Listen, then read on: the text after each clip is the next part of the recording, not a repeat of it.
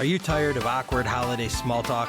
Want to avoid your uncle's 19-minute rant about the old Browns teams? Well, hold on, because Flagrant Foul with Rich and Nate has the perfect gift for you. Introducing the Flagrant Foul Holiday Survival Bundle, the only bundle clinically proven to make your holiday gatherings 29% more tolerable. Not approved by the FDA, Santa, or anyone with common sense. Inside the bundle, you'll find a Flagrant Foul noise-canceling ornament.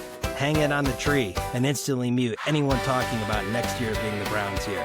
Nate's limited edition holiday hot takes, pre-wrapped so you can just toss them directly into your family's group chat. Richard's peppermint scented rant candle.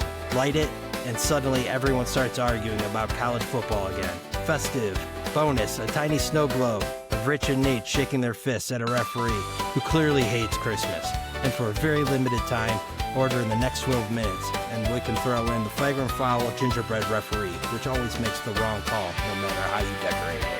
That's not a fumble. He was down by contact. You dropped the gumdrop, Rich. That's a turnover. So unwrap some chaos this holiday season. Subscribe to Flagrant Foul with Rich and Nate, where the takes are hot, the refs are blind, and the holiday spirit is, well, questionable. Flagrant Foul with Rich and Nate, home for joyful jingles and questionable judgment.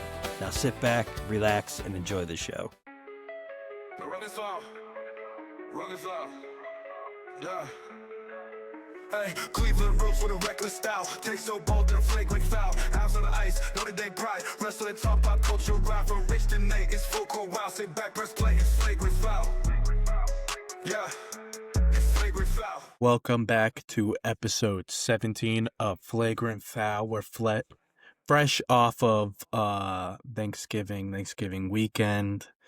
Disappointing weekend for the Brownies as per usual.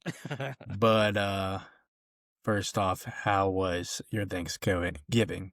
Well, Thanksgiving was good, and just quickly, I'm here in Flagrant Foul Studios, a.k.a. the North Pole, because it's about negative 17 degrees down here, freezing my freaking cojones off. But yeah, Thanksgiving was good. It was low-key. Me and Beans, we did the pork with all the Thanksgiving sides and some cocktails, and had a pretty low-key, easy day. Watched all 3 games. None of them were that terribly exciting. The most exciting thing was watching Homeboy just grab the entire turkey and feed it to his teammates. That was fun. I don't know if you saw that, but yeah, it was fine. How was your Thanksgiving? Oh, yeah, we got up bright and early Thursday morning, head down to Cleveland for the turkey trot. Did a little 5K action, and wasn't too bad. Wasn't the quickest, but survived. Had a good time. I heard it was downright balmy outside. Yeah. There was a moment there where I thought my Johnson was gone forever. It was pretty cold, but once we started running and everything, it wasn't too bad. Yeah. And got a nice little long sleeve T-shirt, got a cool medal, gonna hang that up in the rafters. And yeah, it was pretty fun. And headed home. That's going by the stop sign. Oh, yeah, for sure. Right next to the state chant from 5th grade and 6th grade singlets. Yeah. But, yeah, I went home, watched some football, drank some beers, was on FaceTime with this guy. But basically, the entire time we were trying to cook dinner because Claire and I are clueless.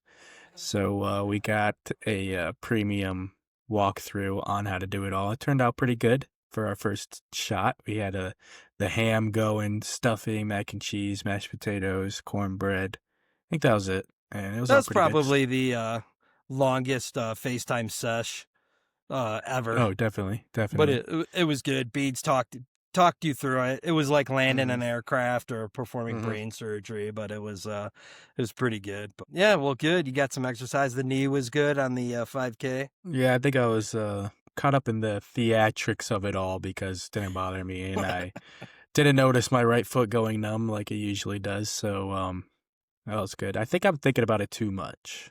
Thinking about my form too much. I just need to go out there and just do it. Well, you get the pageantry of a turkey trot on Thanksgiving morning can be overwhelming. I know it's up there with the ball drop on New Year's Eve, the Macy's Day Parade, and then there's, the there's the bunch of people out there in leggings freezing their nards off. And regarding form, I'm sure you had the little guy, the bear, just literally critiquing your form for at least 3 miles of that. She likes to do that. No, she wasn't. We were basically doing like our greatest like Nick Chubb impression, trying to like get past people, and like it was crazy. There was I think of the 5K there was 4,000 people signed up for it, but actually like we ended up running with the 5 mile people, and then like halfway through I think we split off. So I think in total there was like 9,000 people. So trying to evade all of the people, throw some jukes, do a little spin move action, bust out a couple Peyton Hillis hurdles. Did you do the what's his name from the Saquon Barkley reverse hurdle over a group of 85-year-old women walking the 5K? Power walking. Yeah, you get a lot of those. You get a lot of those. I heard the bear was trying to work some mind strategy so she could like sneak off the dub at the end, even though this was just for fun. Let me tell you. So I could tell we were getting near the end. I had my watch going. We're at like right at 3 miles. So, 5K, 3.1, we're there. We're at the end. And we're turning onto the street that it began on. You could see that we were funneling into the end. And this chick is dying. Like, I'm kicking up a notch. I'm like, all right, I'm feeling good. We're about to be done. I'm trying to get the best time possible. Let me push through the end here. I look back. I think she died. And then, like, I'm at the end, 3 more steps, and I'm across the finish line. This chick comes flying out of nowhere. Turns back. Doesn't really use while she crosses the finish line. I'm like, bro, you literally like, we're getting CPR like 12 seconds ago. She bodies you out. Well, that hard. So, me and your aunt Meggers did a race in the metros. It was a 5K. It was called the Chili Open years ago, and like, not running at all. Meg doesn't run, and like I hadn't been running, so it's like, oh, you just want to do this for fun, and we'll walk it. So like, we're walking from start to finish. So like, bro, like, we're not taking it serious. We're just out for the day. We just had this dude in front of us and he was going so slow. So we just like walked past him and he got like so mad. He was just like, dude is just breathing hard, like on our heels the whole way. And then just like played it to the end and then just goes sprinting past us. It's like, we're all walking here. Like no one's PRing on this. And you were so bad out of shape that we walked past you. So it was like, simmer down, but whatever. Well, before we moved on, I did want to do something fun because, first Thanksgiving you two cooked. I think you're in a good position to be able to do this. So, and being that it was your first time cooking, I'm going to say this is like expansion draft. So you're going to get the first overall pick. We're going a quick 3 rounds on sides, no repeat sides. So, first overall pick, 2025 Thanksgiving sides draft. What are you taking? So I feel like the obvious, like everyone's probably going to go like stuffing, but my personal opinion, mac and cheese is number 1 and it's not close. Yeah. I think that's a low key, like that. So like everybody loves it. It's amazing. Absolutely should be considered a number 1 pick discussion, but people aren't going to do that.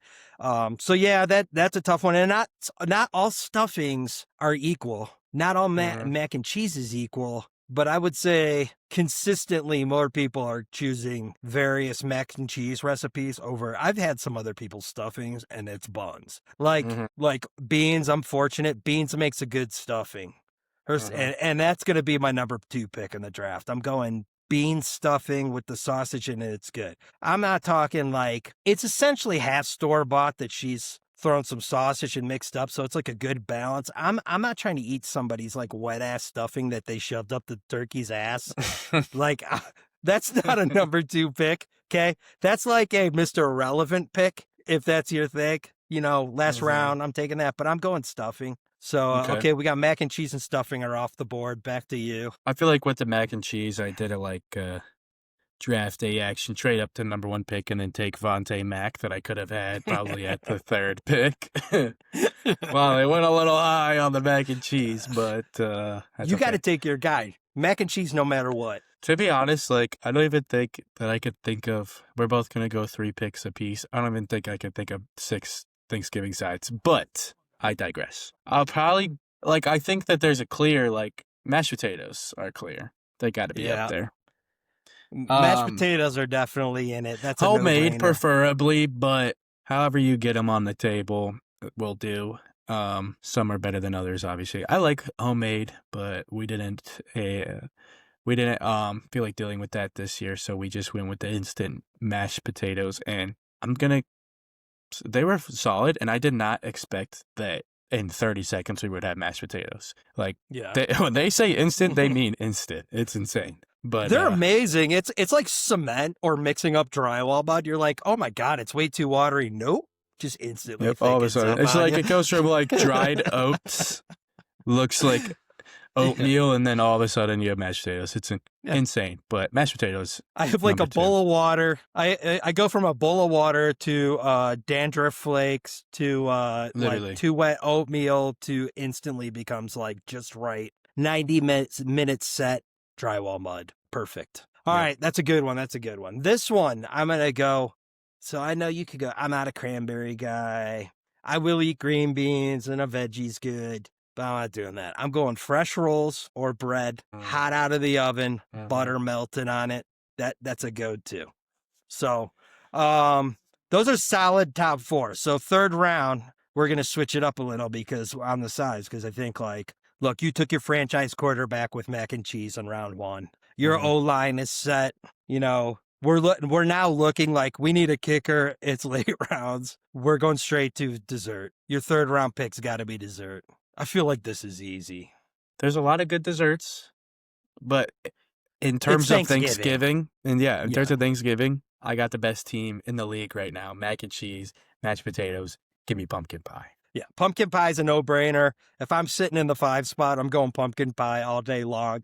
However, pumpkin pie's off the board, so next best thing, pecan pie. Delicious. I will say this. I think it's pronounced pecan, but pecan. But tomato, I will say this about that. Now I'm all in I'm on my head about it. Pecan pie, Unless you have like grandma's recipe or grandma's just like noteworthy on pecan pie, you either get some Marie calendars and thaw that shit out, or you go to a bakery because you make one at home. And I've heard this from multiple people. If you don't get like the sustenance of the pecan and the gelatin, that shit is like caramelized and will pull your teeth out. It is entirely too hard. Oh, it's a little touch and go there. It's a difficult one. Much like as I said, touch and go with the pecan pie, much like a kickoff or a punt by the Cleveland Browns. We're drafting special teams here in the late rounds. I'm going pecan. So okay, well that was good. I think that's gonna be interesting next year. We may have to see, you guys did a ham, right? We did some pork. I'm going to stay steady. I think pork is the way to go for Thanksgiving. So turkey's bad. I don't like it. But going back to the dessert thing, that reminds me. So we did family Thanksgiving last weekend. So we had our pumpkin pie at that. So when I did the shopping for Thanksgiving, I'm like, let's do something a little different. I'm not trying to make a pie. I already got all the other stuff to worry about. A pie is pie. Yeah. You could buy one at Walmart. So people are going to be like, oh, well, that's your first problem. You bought a pie at Walmart. Shove it up your butt. So I got an apple caramel pie. Like, that sounds fine. How can you mess up apple caramel pie? First of all, it comes in a square box, only opens from the side. So you have to like open it aside and then slide it out. The dumbest invention. Like, the delivery and presentation. It should open like this. It should open pizza box. It's a pie. What's the pie? Why do I have to like square? Slide it? No, round. Good. But you have to slide it out. Like, and the box is this thin. Like, I can barely get my hand in there because it's all pie. Ridiculous. So the it's pie, like a cardboard easy bake oven opening. By the time I get it out of the box, it's broken. And then cutting it, it's just disintegrating. At no point was this thing ever like in one piece. Cutting it just disintegrates. Pick it up, put it on the plate. It's everywhere, just everywhere. So we still have like half of it sitting on the counter, and I'm just so mad at it that I'm not gonna eat it. You're like, I hate this pie so much. You're just gonna stare at me bad. Well, Yeah. that's disappointing. I will say we won't get into this today. That's a rant for a different day. But while we're talking pie infinitely better than cake, and it's not even up for debate. We will Not ice make cream our cake. presentation. Yeah, but ice cream cake's not cake. Ice cream cake is, there's cake in the name, first of all. Second of all, that's the only cake you ever need. If you're actually I agree with eating you. real cake, like there's something wrong with you. That's like saying, although this is sort of an invalid argument, because I would say that's like saying a Choco Taco is A taco. the same thing as a regular taco. Both are delicious, but they're different foods. It's Okay, literally, it's a shape. Okay, Fair point. that's a fair rant. point. That's a rant for a different day. So, Chris, did you get any up to any Christmas shopping? Me and Beans went out. There weren't very many people out. There were no good deals. Most of the good deals are online through an app. I didn't see much of anything, so that was kind of a bust. Knocked out pretty much all of our Christmas shopping before Black Friday anyway, so I'm pretty excited to just enjoy the holiday season right now. But did you get up to any? Did some Christmas shopping on Saturday, and I was extremely disappointed in the Black Friday. I know I went on Saturday, so it wasn't technically Black Friday, but like at this point, people are doing Black Friday is the week of Christmas. Deals are out the entire time. So, well, the little deals that are there. I did some shopping, went to the mall, went to Best Buy, to Target. I bought myself some sweatpants, but that was about it. Bought myself some deodorant because how I go through that stuff. But oh yeah. other than that, all my Christmas shopping has been done online. Mom's present came today, so pretty hyped that that's done. I know Santa's got deodorant on your stocking list. So you'll be up to your elbows with some deodorant. All right. Dude, this dude dude will go through some deodorant. I bought Morgan a Christmas present, and it was just like a little something that I thought would be cool. And I get it. Open it up. I'm like, okay, sweet. This is it. It's like in a little box. But like on the box, it tells you like what it is. Mhm. And it probably came like 2 days ago. I don't remember. I think it came on Saturday. I left it on the table. Then she gets home. She saw it. She forgot. She's like, "What is this?" And I was like, "Oh, damn it!" Did she like it? Well, I was like, "Damn it, that was for Christmas," and she's like, "Oh, I already have one of these." I was like, "Oh, I was gonna. okay." See, So- she could have been like, "Oh, I really like it," and you'd have been like, "I'm taking it back to the store and let this be a lesson to you to not be stupid through the presents I forgot to put away on the table." Yeah. But I wish now don't have anything for Christmas for her. I would, even if she already had it, I wouldn't feel as bad if she still opened it on Christmas. But now, like, I can't give it to her knowing that she has it. So, but I ordered it on the TikTok shop because I kept seeing it on TikTok and I was like, yo, this is kind of fire. And now I'm returning it. And so Just I like wrap set it. this little thing up. It was like return at UPS. You don't need a box or anything. Just drop it off and they'll take it for free. And I was like, okay, dope. Did that.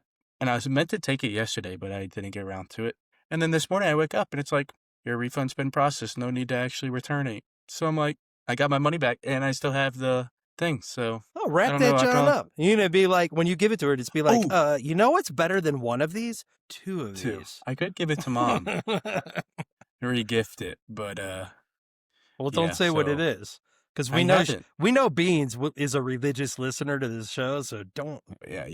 divulge what this is. But okay, For well, sure. that's not bad. I will say, I do have to discuss this because I threw it on here, and it's I don't know why I've been thinking it, but you for years you go to every store. I went into Dick's. They're buy one get one free blankets. Walmart blankets.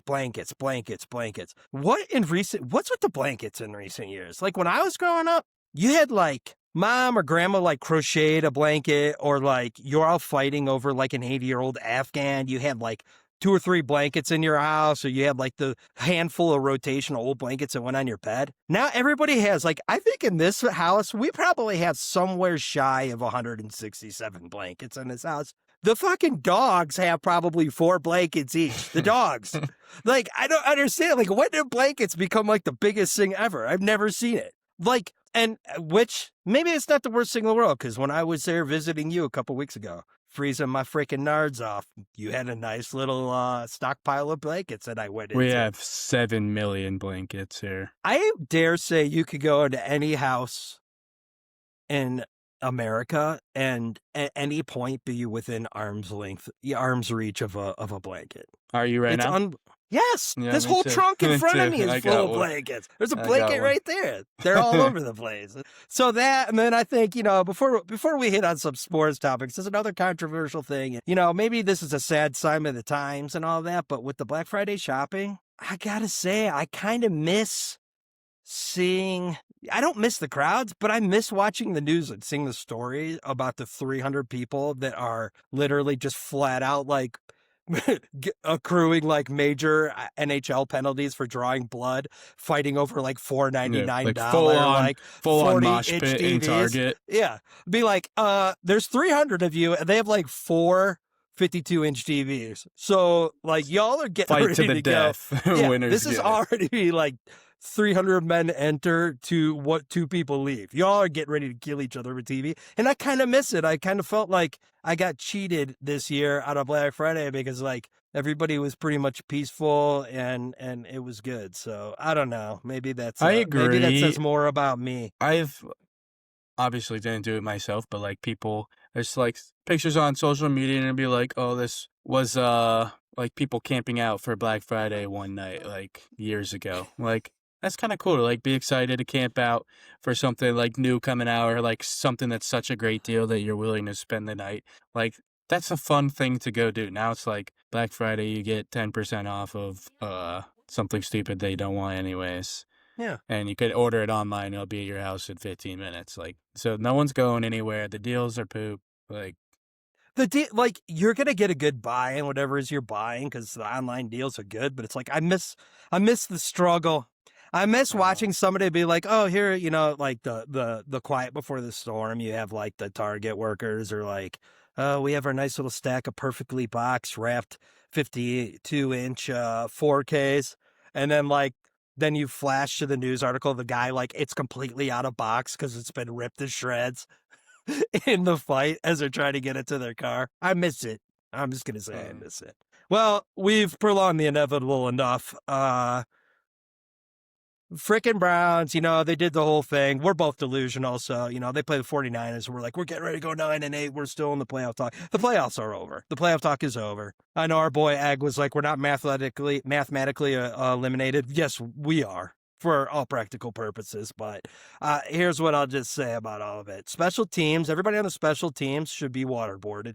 Every one of them. Bubba Ventrone needs to be launched into outer space.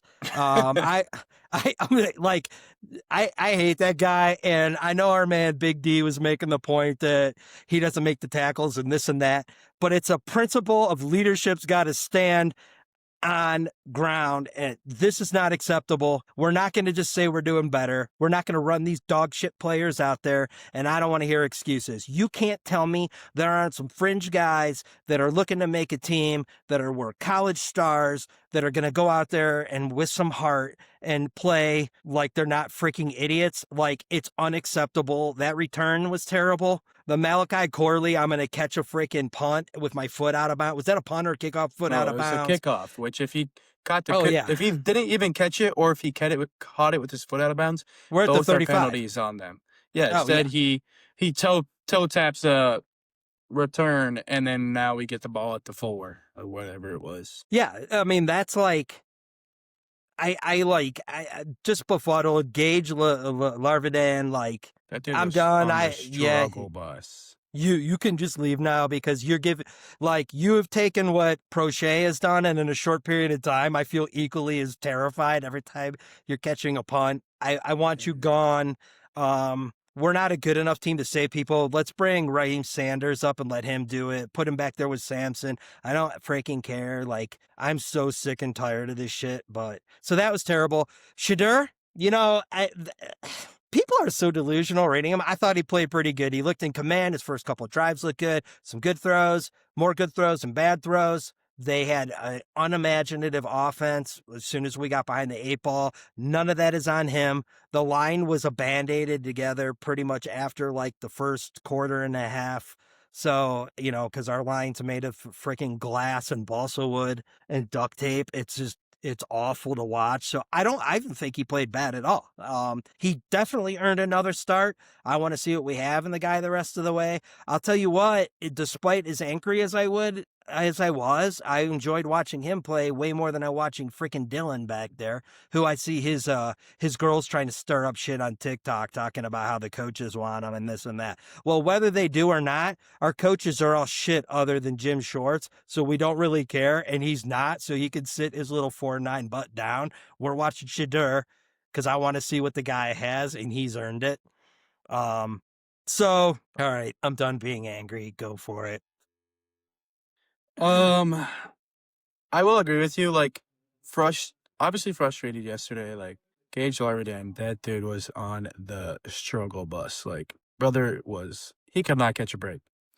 So like, obviously mad, but I didn't find myself like freaking out. Like, I thought that Shedeur played fine. Yeah.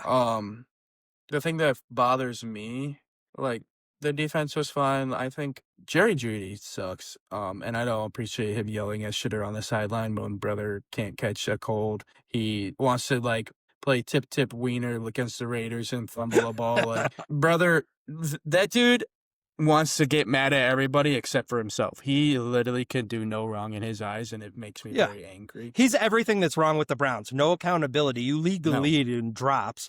You're a number one. You're not physical. You're not tall. You're not fast. You jog. You fumbled last week. Here's a good idea for you. No one on that team is perfect. The rookie played pretty good. Is he perfect? No, he's a rookie. What's your excuse? So this is just some career advice for you. Shut the fuck up. Yeah. You're terrible. Look in the mirror, and when you figure that out, then you can start pointing fingers. It won't ever happen. So enjoy that somebody's willing to pay you for the dog shit effort that you gave. No one on the team likes you from a Browns fan standpoint. So whatever. I wish Conklin would have put him on his ass. I enjoyed watching him get up and stick up for Shedeur. Yeah. I don't like Jerry Jeudy. Like last week when he fumbles against the Raiders, he's like, "Oh, I was just trying to make a play." And then this week, I think it might have been like going into halftime or like trying to get down the field and like throwing to the sidelines, trying to get out of bounds. Not Jeudy, catches on the sidelines, runs around like an idiot, and then ends up like losing 2 yards on his catch. Like, that dude thinks that he's amazing, and he's not. Like, he really needs to take a long, hard look in the mirror. And, like, even that first drive, that ball that Shedeur overthrew him, I agree that Shedeur probably did overthrow him, and I think whether the wind did or didn't play a factor, like, the ball could have been in a better place, but I don't feel like Jerry Jeudy was running his full speed. I don't feel like he ever does, to be honest. Though? Which I think is hilarious because I've read some articles and, it's been mixed. I've seen some pros stick up and say, hey, we're giving him Shedeur a B for his effort and this and that. Have you seen this year between Joe Flacco which, by the way, you see what would happen when Joe Flacco had good receivers that made up for not always perfect throws? We don't have good receivers, but him or Dylan, every single throw, excuses, but Shedeur, every single throw is under a microscope. Like, the dude finished with like a 92.3 QB rating. He threw a touchdown. He didn't turn the ball over. I didn't think, like, for the most part, he was stepping up in the pocket. Like, that dude, Jeudy needs to shut the hell up. I'm ready to roll with Bond, and despite his snafu on the kickoff, I would roll with Bond at 1, and I seriously would. I would roll with Bond, Cedric Tillman, and Corley. But going more into Shedeur, like David said, I agree that his pocket awareness isn't great. I think it's getting better compared to like what we saw in the preseason. I think he is getting better. I don't think it's great, and he's kind of slow. Like, when he tries to get out of the pocket, he's not very fast, which is fine. But like, he needs to kind of like, he needs to like either his pocket awareness was like he hesitates and then tries to do something and then he gets sacked, and he needs to like either make his decision or like get out of there and get the ball to the sideline. Have you seen this though? between so granted the Ravens game, he was thrown in without being the number one guy and a lot of prep in the second half, decent team. Played a bad team against the Raiders. However, they've won games in this league. And then they played a good 49ers team. I saw improvement week to week to week. Mhm. And that's, if you're playing entertaining ball and you're improving and you're willing to try to take some chunk plays downfield as opposed to what we saw from Dylan, and you're not exorbitantly turning the ball over, let's keep seeing what we have. The thing that really bothers me is first half, threw the ball, did great, good. I won't say great, but he did good in the first half. And then second half, run. We can't get a yard on the run. We try QB sneak with Harold Finn, and dude can't even get the snap. Like, we can't run the ball, and they'll do Wildcat with Harold Finn, and they'll do Wildcat with Judkins before they let Shedeur throw the ball. I don't understand why they went away from passing in the second half. The run wasn't there. Our O-line is garbage. Our running backs are solid, but like they can only do so much when our O-line is Swiss cheese. Yeah. But the They thing had that a really good game. bothers me, the thing that really bothers me is like second half, run. Shedeur comes out for a play. Dylan Gabriel, pass. And like typical Dylan Gabriel, like it like makes you wonder, like they haven't let Shedeur throw the ball all half, and then like first play, Dylan Gabriel gets to throw the ball. But like right, that play tells you like this is why Dylan Gabriel's right in the pine. Like check down at the line of scrimmage, got Judkins murdered. Like that's classic Dylan Gabriel. Check down hospital balls. Like I think he's shown enough to say he's not the guy, he's not worth keeping, Dylan. That's my personal opinion. And I think Shedeur is starting to show enough that he's at least a guy that's worth keeping to develop, that can at least come in, move the ball. He's taking care of the ball. So even if he's the guy, even if we draft another quarterback, I'm keeping Shedeur over Dylan. That's what I've seen, and I have seen improvement. But yeah, I mean, it's just, is he perfect? No, but I was reading today too. They were saying like what they are hearing, that they have not put in or allowed as much of the playbook with Shedeur as Dylan, so they don't have the plays to call because they have not given him those plays. So you're seeing him run around a little bit because when he's put in situations where we need to make longer yardage plays, they're leaving it up to him to try to make a play instead of we're calling a play to go downfield as we would with Dylan. However, as we saw with Dylan, when he's putting those opportunities, dude's going to throw it short every time. So this team drives me nuts a little bit too. Man, don't let them have a successful play because they will wear it the hell out. As they did that last week a little bit. You know, they had the Samson run the week before, and then they were like, we're going to go to that play. And it was like, okay, go to it once, but then we're just going to hit pause on that sucker. Y'all all right over there? what that Nate's noise was. catching strays, but yeah, it's whatever. So I'm not overly irritated. I'm kind of excited to see him play the Titans because I know they're not a good team, and I want to see him take yet another step. And I just feel like with the 5 games left, he could show us something that might change sort of the trajectory of how we draft a little bit. That does not mean that we don't take a quarterback, but I am not about taking a quarterback in the first round.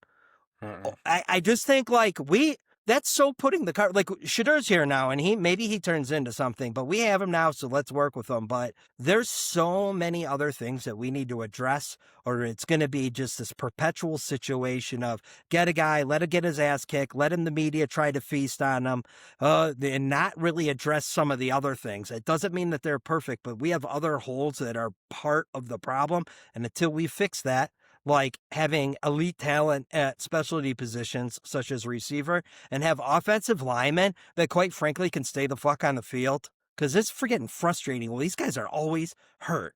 Dude, who's the dude that we signed out of the Texans that was on Minnesota? I could not see Cam Robinson. I don't need to see him anymore. He The annoys whole a lot line of is me. garbage.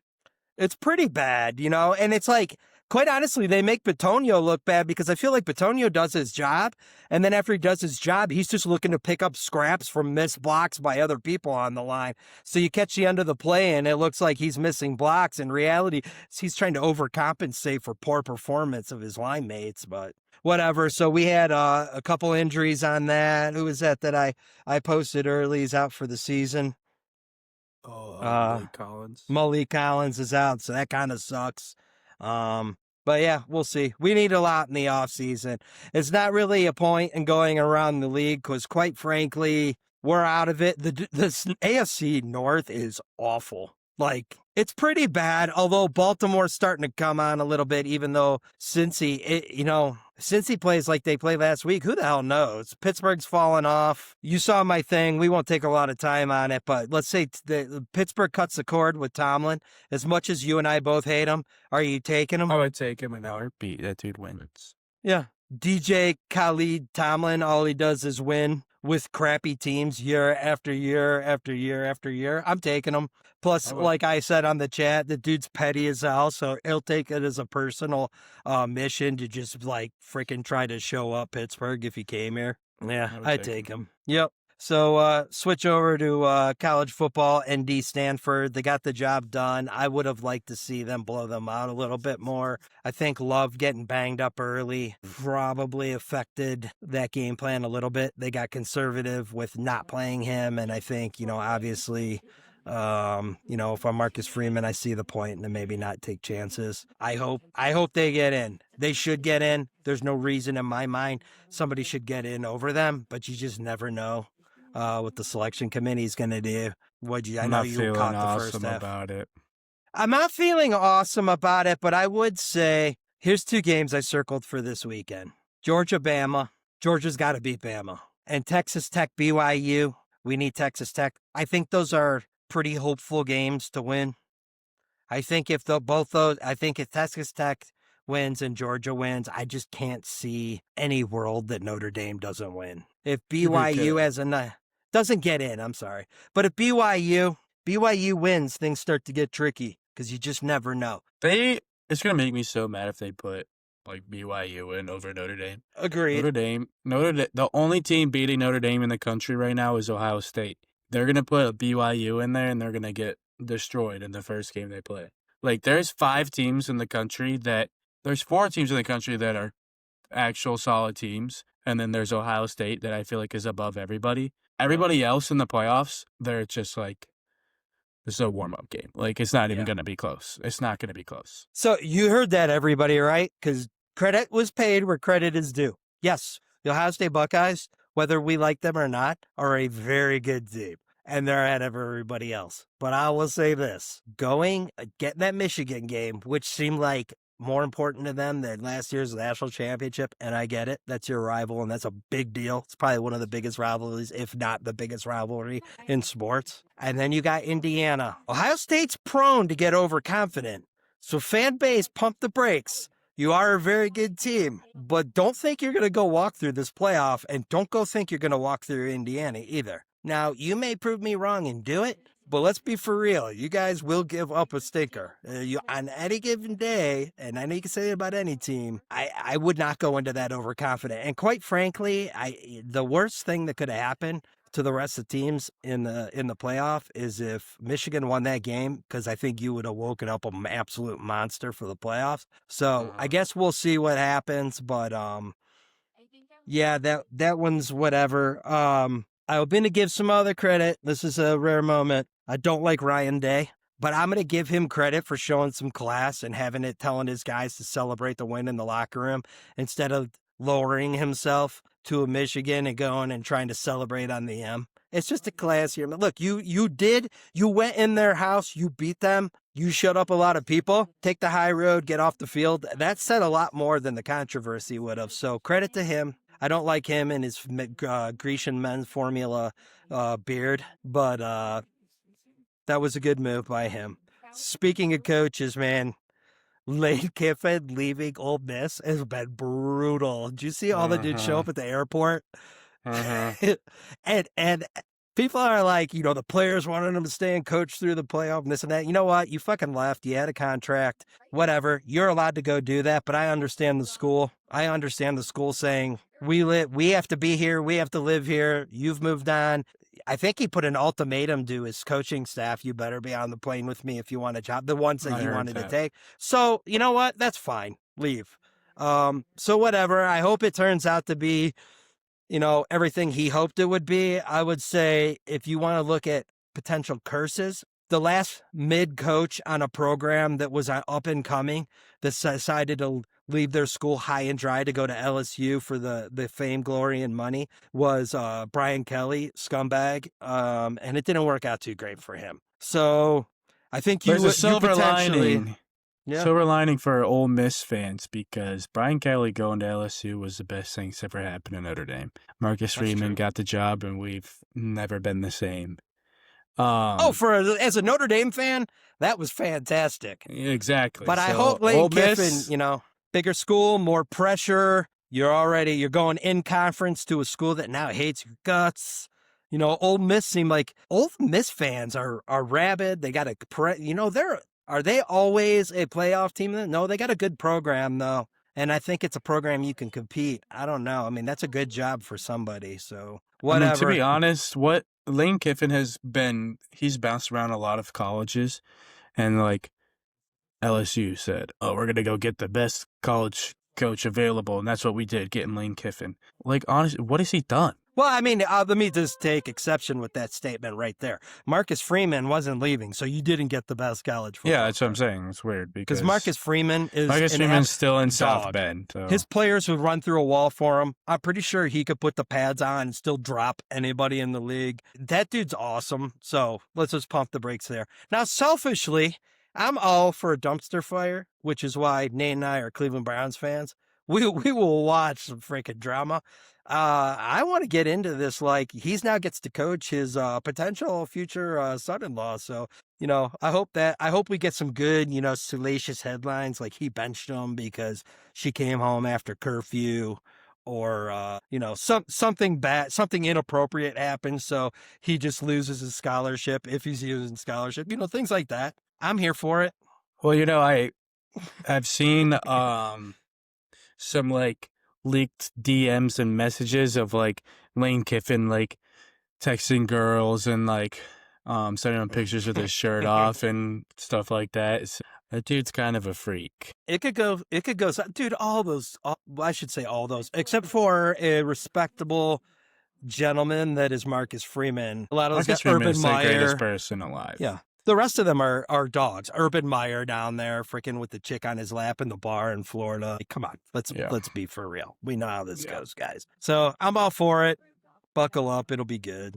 All right, I wore some Avs today. I'm not turning my hat around. Reset these headphones. Also, just real quick, when you're doing your vacuum sealed water bottle, and the outside of it actually got colder because the room you're sitting in is negative 17 degrees.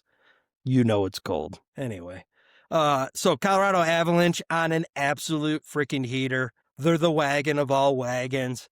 They're making a quarter of the season in case to be talked about in the 85 Oilers. The Penguin dynasties of the early Crosby years, the Lemieux, Paul Coffey Penguins. Some of the early, like Montreal, just absolute wagons. So they look unbelievable right now. Sitting at 18-1-6, 42 points, head and shoulders the most goals scored in the league while giving up the least. If you ask me, the best goaltending tandem in the league. Wedgwood got added to the tryout practice Team Canada squad for the Olympics. I mean, they're unbelievable right now. Guys are coming back. Kiviranta comes back. He's scoring goals. Gerard's back. All of this happened. You got Mac, number 1 in points, number 1 in goals. Netsch sitting at 7. Makar, defenseman, sitting at 12 in points. And then Lykinen, he's just sitting with a cool 24 points. Landeskog's heating up. Think he had 3 or 4 goals last week, 4 points. But all of that's happening, and you have your young second-year player who's been awesome, Gavin Brindley. He's still out, so you're waiting on him. You got LOC, who's going to be an absolute dog on the PK. We're just, allowing him to come back healthy. I think he's going to be in a great spot. And Val Nichushkin, who was just an absolute dog in the playoffs when we won the Cup a couple of years ago. You 3 huge pieces. We need to trade for no one. We're an absolute juggernaut right now. So, props to them and what they're doing. They're unbelievable right now. You got to check any games out? I have not watched much. All I know about them is what you've told me recently.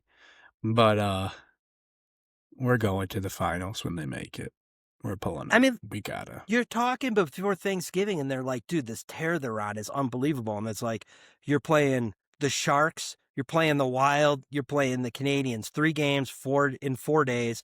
You got Wild and Canadians on back-to-backs, which is the other thing. It's like you have so much depth in the bottom 6. You can just rotate guys on the back-to-back. You got 2 number 1 goalies. You can rotate them on the back-to-backs. I'm sitting there thinking, like, with what they've done so far this year, if we can win a game, maybe get an OT tie, and we lose one of those, we come out of the weekend with 3 points. No, they come out of the weekend with 5 points. 2 dubs and an OT, 1 point in the win column, but loss. Like, they're unreal right now. And I see them getting stronger, and I really don't see that they need to make any moves to trade for anybody. So Marty Netjes has just been awesome. I think that trade just keeps looking better and better. You get that with Drury when they have contract after we were set to lose Rantanen last year. I think that deal looks better and better. That dude got suspended because apparently you go to Dallas and you just become a rat. You channel when Corey Perry was there, scumbag Jamie Benn. You just become a rat and start freaking boarding guys, cross-checking guys. So screw him. I have no allegiance to him anymore. If he wanted to stay, he could have stayed, but whatever. But speaking of Dallas, that's the only bad part. So, like, all these points, second best team in the league is Dallas Stars, hot on our heels right now. So it's fine. If we're 1 or 2 at the end of the year, I just don't want to play them in the first round. I think we're fine against them. I just don't want to play them in the first round. Out in the East, we got Tampa and Carolina seem to be the class, but there's a lot of mediocre hockey outside of like the top 4 teams in this league right now. And, it's you look at the NHL as a little like looking at the college football picture right now. Like the Avs are your Ohio State right now, and then there's kind of some other good teams is really what it looks like. So I don't know. We'll see. More to come. I only had 2 other things. Any other sports takes you wanted to get to? I followed no Cavs in the last couple of weeks. I'm like you. I'm an NBA playoff guy. It's been a little bit of a lull in college wrestling action. I do say, what is it? The RAC that the new freestyle championship league they have going on right now. Is it RAC or RAL? Whatever it is. What it's called, but I saw Spencer Lee he was up and then took the pin. So that seems like that. It looks like they're trying to put some exciting bouts. I kind of would rather see them do folk over the freestyle in that league, but I don't know. We'll see. I saw today it looked like, what's his name from Penn State, who's in the Bo Nickel MMA right now. Bo Nickel just took a fight, or took a match in there, so that'll be interesting. Anyway, I wanted to throw this in because I feel like, we were discussing, I won't do a list of, we've done this multiple times with fast food on this podcast. We hit up the Taco Bell over the weekend, and pound for pound, Taco Bell is up there. It's like 1A and 1B it's number with my 1. top place. It's so good. But, I'm a traditional, I used to be a big soft taco guy. Then I was like, crunchy tacos from Taco Bell are just the absolute bomb. So I'll just crush a freaking... I'll do a 12-pack of Taco Bell tacos, but, I like a Nacho Bel Grande, but this is not new to the menu because I'm hungry and I'm fat and it was cold. We were just going in to bundle up and watch movies. We hit up the Bell to come home. I did the Crunchy Supremes. I did the freaking Bel Grande, but I was like, I'm pulling the trigger on the Crunchwrap Supreme. This is not hyperbole. It's life-changing. If you take all of the absolute best parts of your favorite Taco Bell items and make one super item, it's the Crunchwrap Supreme. And I'm going to get into it. It's got soft, it's got crunchy, it's got the beef, and it's got all your Supreme fixings inside. And it's a lot of food. It's warm. It's delicious. But they messed up. This is what's better than getting Taco Bell? Having them mess up and give you a free item. I got an extra free Crunchwrap Supreme. Yes. It's like it is one very incremental spot below winning Powerball. Is like, oh, I got my Nacho Bel Grande. I have my crunchy, my Taco Supreme. Try this off. Let me try this Crunchwrap Supreme. Oh my God, this is so amazing. And then you're like, holy shit, they accidentally gave me an extra one, which I couldn't eat. And Beans couldn't eat it. I tried to. So I saved it. That was Saturday. 2 days later, Took it for lunch at work, 20 seconds in the microwave. The staying power of the Crunchwrap Supreme, not soggy. Texture was like 92% of where it was in its original form, fresh from Taco Bell. 2 days later for lunch, it may be the most perfect item off the Taco Bell. I am just like absolutely, I don't know where this has been all my life, and why am I just finding out about it? So I'm telling you right now, it's like $6.99. It's not a cheap item, but it's a girthy, heavy. You're gonna walk away with a full belly item. The next time you go to Taco Bell, you need to get a Crunchwrap Supreme. And if you don't want to spend $6.99 on it, I'm going to Venmo. I just want you to promise me you're going to try the Crunchwrap Supreme. And you won't be disappointed. You might change up what you have for Thanksgiving next year if you can find an open Taco Bell. How good is it? It's that good. It's main course, holiday, all the guests, special people are over. I got the silverware out, the actual silverware out. Like that good. Crunchwrap Supremes all around. It's that good. So, yeah, you need to try it. And then I finish it off with some cinnamon twists. So, there you go. Those are awesome. Cinnamon twists are never like, you know what cinnamon twists are like? The peanut butter and jelly of like Taco Bell. You know, like peanut butter and jelly is never something you're just like, oh my God, I gotta have a peanut butter and jelly. Then you eat a peanut butter and jelly and you're like, why are we just not eating peanut butter and jellies for 3 meals a day? Because they're delicious. Cinnamon twists are like, that's really kind of all you have. They have like the cinnamon balls, the Cinnabon one things, but those are fire. They're all right. They're like cinnamon hush puppies. Like they're good. So I was going between those and the cinnamon twist. But the deal breaker, I was like, just a regular order of the Cinnabon rolls are like you only get 2, and that's not enough. But like a big order is 12, and I don't really need to be eating 12 of those after all of that. So I just went with the cinnamon twist. Delicious. They're absolutely delicious. So yeah, Taco Bell, they definitely are challenging McDanks right now. I got it now that the extra value meals are back at McDanks. I'm gonna have to hit one of those up with something different and see if they can retain their spot. But the Crunchwrap Supreme might have just pushed me over the edge. Oh, all right. Well, last thing I have, I know this is a big week for the Nader. This dude is a man that wears many hats. He's a new age. He's a mover. He's a shaker. He's not only is he co-founder and CFO of the Flagrant Foul podcast dynasty. He also holds down a banking job in the daytime job in the banking industry. He's just graduated. He's doing full time to get his master's. I mean, you're a man of many hats, but this is a big week. We got a couple projects, got a final, and presentation. Did I hit it all? Yeah, we got 2 projects and then presentations on both of them, 2 papers. But yeah. Feeling good about it. Yep, end of this first semester after this upcoming Sunday, so pretty pumped to be done with that and have a little bit of a break, because coming home from work and doing homework is not my favorite thing to do. I'm sure. Well, you'll be a third of the way done, knock out 2 more semesters. And then quite honestly, if you never do school again, probably don't ever have to do school again. So that's pretty sweet. But I maybe just go mess around and get my PhD in Nah.